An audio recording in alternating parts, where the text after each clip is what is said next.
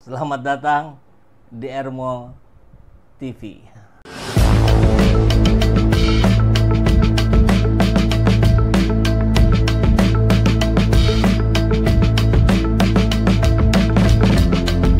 Bersama saya, Saiful Zaman, kebaikan yang terorganisir akan selalu mengalahkan kejahatan.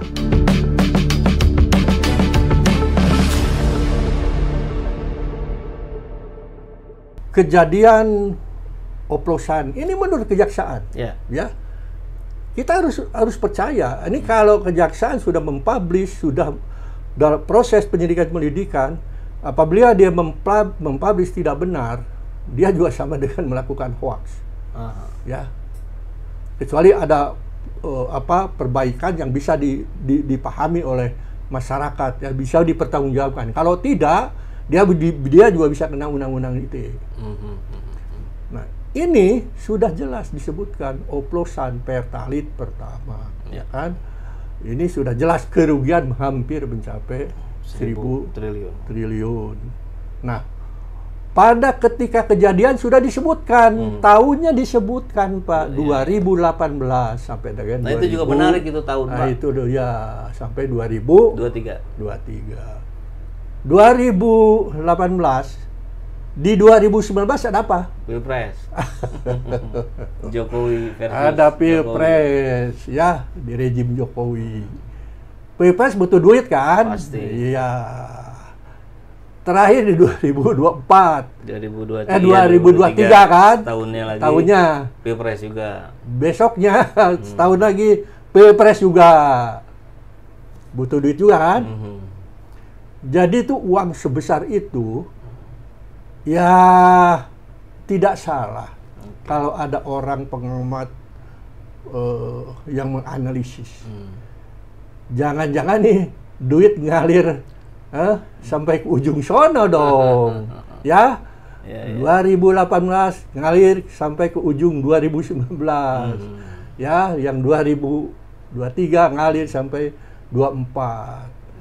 Ya, uang sebesar itu ya paling mungkin dan bisa hilang begitu saja kalau memang dipakai kegiatan Pilpres. Ya, itu akan sulit. Kalau sampai ke situ agak sulit. Ini ya kita ini namanya juga membuat sebuah analisis hukum. Ya. Dan di blending dengan logika hukum. Dioplos. Ya, dioplos dengan kita punya logika hukum ya, sebagai orang, sebagai manusia yang apalagi yang kita sedikit paham hukum ya. Analisa hukumnya begitu, kapan kejadiannya, berikutnya ada apa gitu. Duitnya begitu gede, sekarang kemana duitnya? Sekarang belum ada informasi kan dari Kejagung kalau dana sebesar itu sudah bisa diamankan, minimal setengahnya. Yang bisa diamankan yang tadi yang receh 4 miliar. Ya. Tapi yang menarik terkait dengan itu, Pak Didin, itu tadi Kejagung sudah menyatakan bahwa Erik dan Boy tidak ada fakta. Padahal Erik dan Boy belum diperiksa. Biasanya kan diperiksa dulu baru ketahuan nih ada apa enggak gitu. Iya, iya begini. Boleh saja ada pemeriksaan kan di penyelidikan, ya. Ini udah proses penyelidikan. Udah proses penyidikan. Ada sebuah kesimpulan di situ, harus ada tersangka. Dan dari tersangka ini harus ada juga yang diduga bakal jadi tersangka atau posisi saksi. Ya.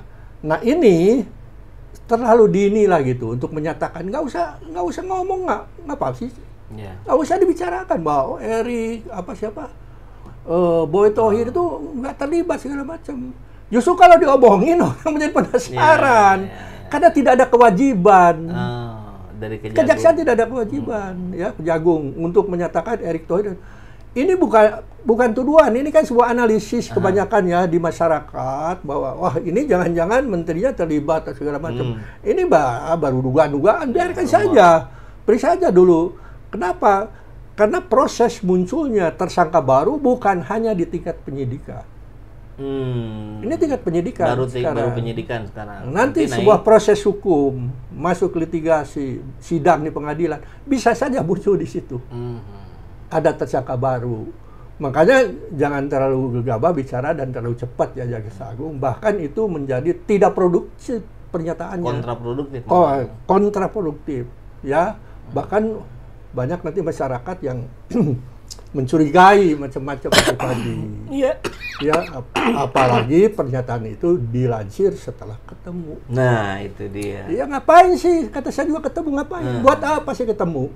Ini sudah masalah teknis hukum loh, Pak. Ini sudah masalah kewenangan Kejaksaan Agung atau KPK pun sekalipun yang atau Polri yang memeriksa. Ini udah masuk masalah penegakan hukum. Ya, kan yang bikin kita bingung juga, kita tuh seperti diumbang-ambing ketika melihat begitu garangnya Kejagung mengatakan ini nanti bisa kena pidananya sampai hukuman mati. Sampai hukuman mati. Ya, karena dampaknya luar biasa dahsyat. Kemudian kan kita juga berpikir, kenapa ini kok sampai seberani segarang ini Kejagung kepada Petra Niaga dan kawan-kawan itu?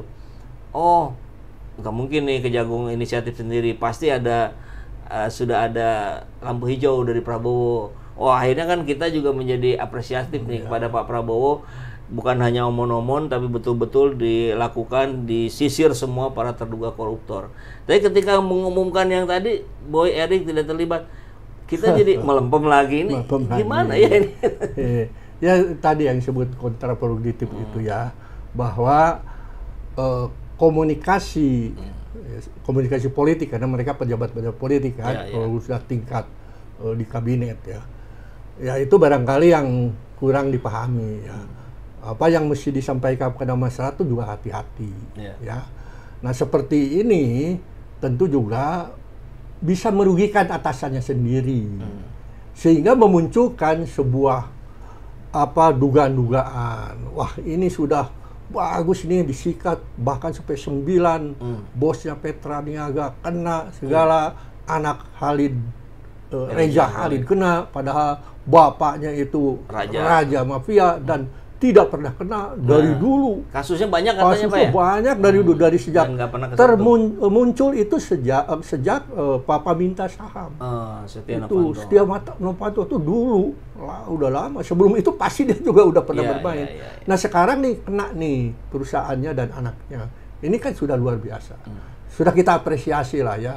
Tapi jangan dibikin melempem lagi, dibikin kecewa lagi dengan langkah-langkah yang kontraproduktif tadi. Makanya yang gitu-gitu udah nantilah diomongin segala macam, bahkan jadi curiga ya. Ya sekarang Prabowo juga, jangan-jangan ini Prabowo yang memerintahkan. Ya orang bertanya-tanya bisa sampai ke situ. Kalau begitu maju kita diskusinya, Pak. Mestinya Pak Prabowo ini bersikap apa atau melakukan apa dalam penanganan kasus-kasus mega korupsi seperti ini? Ya, tindakan pertama ya harus redam kekecewaan masyarakat. Panggil jaksa agungnya. Ya kan? Perintahkan untuk ini diproses secara benar. Perintahkan proses secara benar, ya. Dan itu tadi jangan mendahului hal-hal yang tidak jelas. Ya, yang nuansanya bahkan jadi nuansa politis. Tentang Erick Thohir, Boy Thohir. Walaupun itu kan dugaan, kita juga tidak menuduh bahwa dia makan duit itu kan tidak. Itu baru pakai logika hukum, lalu ada sebuah analisis hubungannya ke situ. Oh ini kepentingannya ke sini. Jangan-jangan dia terlibat. Masih diduga ya. Diduga, tapi jangan terlalu reaktif seperti itu. Nah sekarang itu yang mesti dibenahi dulu. Ya setelah itu namanya Prabowo itu sekarang jadi presiden, orang nomor 1 yang paling berkuasa, yang membawahi 3 lembaga anti rasuah, yaitu ada Polri, ada jaksa. Ya harus tegas, ya kalau dia ingin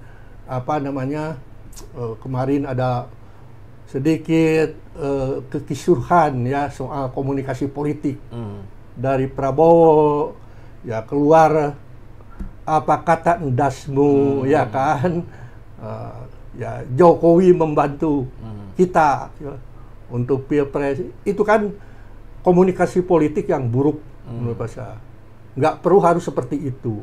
Biasa saja. Dia bahwa dia mengundang mantan partai, mantan presiden, ya semua juga diundang. Tapi nggak perlu gitu sampai seperti itu komunikasi yang buruk. Kenapa? Karena ketika masyarakat sedang meminta supaya Jokowi diadili, malah ini dipuji-puji selangit, ya. Nah, seperti itu tuh komunikasi yang kurang bagus. Sehingga nanti menurut saya ke depan kembali kepada yang tadi ya, bahwa dia memiliki kewenangan ya untuk mengatur semua ini. Dalam pengertian mengatur bukan turut campur dari substansi hukumnya, materinya, tapi langkah-langkah strategis Jaksa Agung dia harus betul-betul pastikan udah benar, gitu. Kalau berhentinya di sini, kalau tidak harus naik ke atas ya, naikin ke atas, ya harus begitu. Ini kesempatan, Pak, kesempatan ya untuk Prabowo untuk memperlihatkan bahwa hukum tegak di rejim saya, gitu loh. Hukum tidak tumpul ke atas, tajam ke bawah di rejim saya. Ini kesempatan.